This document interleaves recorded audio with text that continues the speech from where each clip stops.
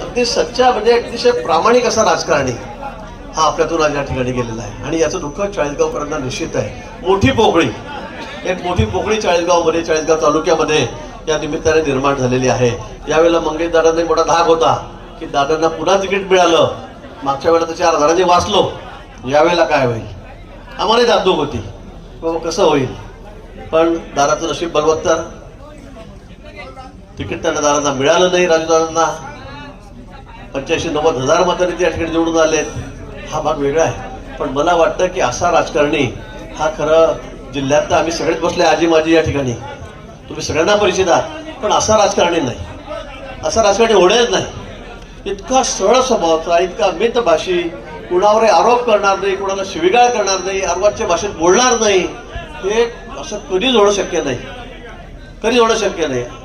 पण हे या ठिकाणी राजूदादांच्या बाबतीमध्ये हे अत्यंत खरं आहे की एक चांगला नेता, आपला एक आदर्श असा नेता हा आपल्यातून आज या ठिकाणी निघून गेलेला आहे. आपण तेवढ्या मोठ्या संख्येमध्ये श्रद्धांजली देण्यासाठी त्यांना या ठिकाणी उपस्थित झालेला आहात. मला सगळ्यांनी विचारलं तुम्ही थांबणार आहात का, तुम्ही इतक्या वेळ बसवणार नका. म्हणून निश्चित थांबावं लागेल, थांबावंच लागेल आम्हाला.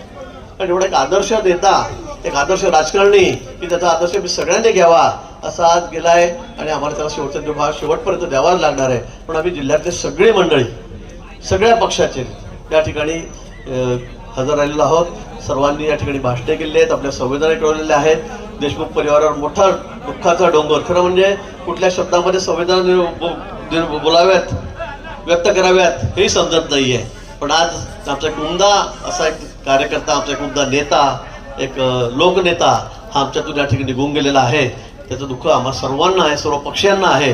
आणि सर्वांच्या वतीने मी या ठिकाणी दादांना आदरांजली व्यक्त करतो.